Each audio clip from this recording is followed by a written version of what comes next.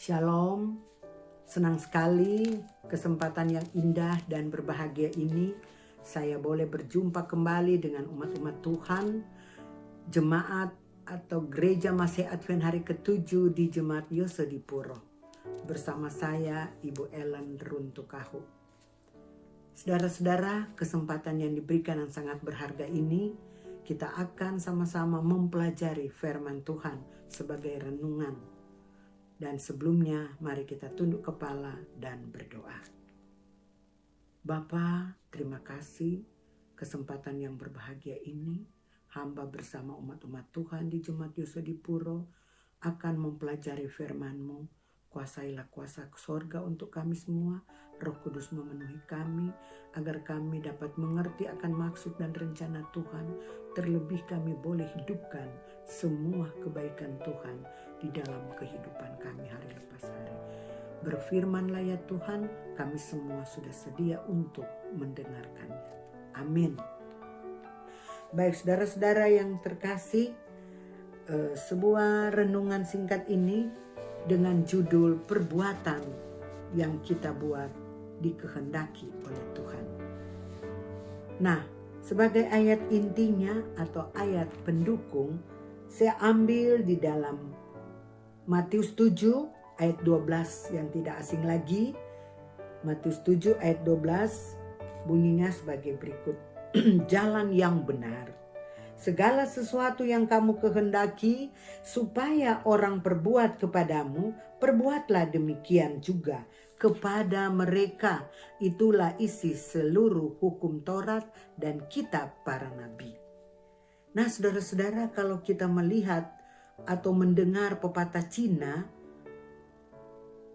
ada beda-beda tipis. Karena kalau orang Cina mengatakan, kalau kamu tidak mau disakiti, jangan menyakiti. Kalau kamu mau disayang, harus menyayangi. Kalau kamu tidak mau dimarahi, jangan memarahi.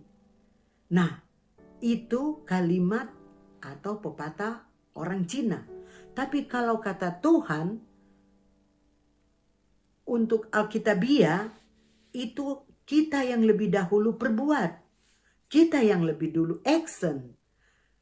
Apa yang kamu kehendaki orang lain perbuat kepadamu, maka kita harus perbuat itu kepadanya. Itu sangat jelas yang sudah dibawakan, ditulis pada Matius 7 ayat 12. Jadi kita lebih dulu berbuat baik. Apa yang kita senang orang perbuat padaku, maka itu yang harus kita lebih dahulu perbuat. Karena itu sudah mencakup seluruh hukum Taurat dan para nabi. Nah, ada sebuah kisah, 2 orang anak lelaki diberikan warisan oleh orang tuanya. Ayahnya membagi warisannya sawah. Sawah itu ditanami padi-padi dan dibagi sama besar. Satu ketika kakaknya yang tua, dia pikir-pikir akan adiknya. Wah, saya lagi memetik banyak hasil. Mungkinkah adik saya ini kurang cukup? Jadi dia menyabit atau memotong padi-padinya dan dia berikan kepada adiknya. 1-2 karung dia pikul, lalu dia bawa di lumbung adiknya. Sementara itu juga adiknya berpikir, dikala dia sementara memetik padi, dia ingat kakaknya. Aduh, kakakku juga mungkin kekurangan makanan. Walaupun dia ada panen, tapi mungkin gak cukup. Saya akan membawa padi ini sebagian buat kakak saya. Nah, satu ketika saudara-saudara, kedua kakak beradik ini dibawa, atau yang bungsu sementara pikul bawa di lumbung kakaknya, pada hari yang sama kakaknya juga begitu sementara memikul padinya dibawa ke lumbung adiknya. Nah, karena itu sudah menjadi kebiasaan setiap hari panen, dan satu ketika dalam satu hari terjadilah pertemuan di tengah jalan. Waktu ditiba di tengah jalan, kakaknya berkata, "Dek, mau kemana?" ini saya bawa padi ini buat kakak, saya bawa di lumbungmu. Dan kakaknya juga berkata, wah aku juga dek, saya sedang memikul padi-padi ini, saya mau berikan kepadamu. Saya pikir kamu belum cukup.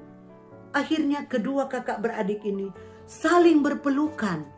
Kenapa mereka saling berpelukan dan saling berciuman, menunjukkan rasa kasih sayang. Karena walaupun mereka sudah tua, mereka sudah menikah, mereka sangat-sangat mengasihi satu sama yang lain. Mereka sangat mengingat.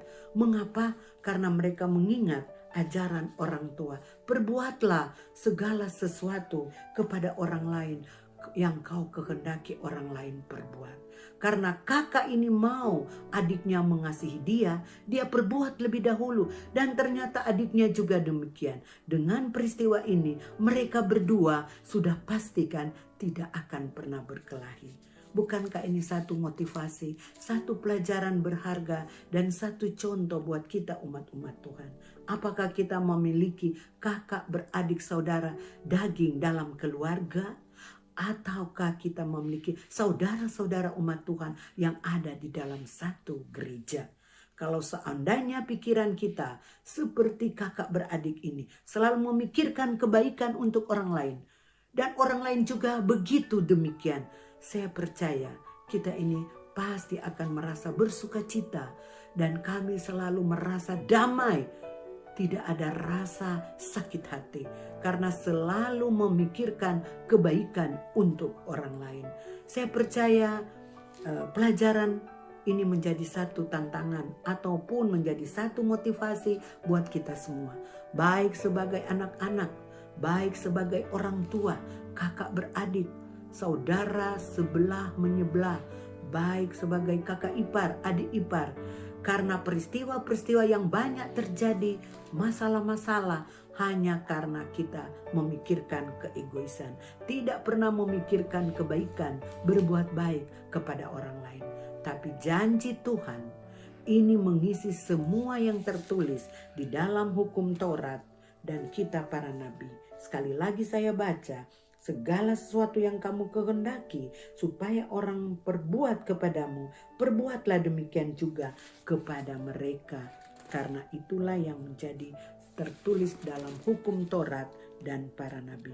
Dengan demikian saudara-saudara, kita akan pasti merasa ada damai, ada sukacita. Umat-umat Tuhan selalu berbakti dengan rasa selalu ingin berbakti. Karena kita akan bertemu dengan saudara-saudara kita yang selalu mau berbuat baik. Kami yang berbuat baik dahulu, pasti orang lain juga berbuat demikian. Itu sudah pasti yang sangat Tuhan senang. Tuhan sangat izinkan. Dan itu yang membuat kita umat-umat Tuhan selalu maju di dalam melayani sesama kita. Tuhan memberkati adalah doa saya. Amin. Untuk itu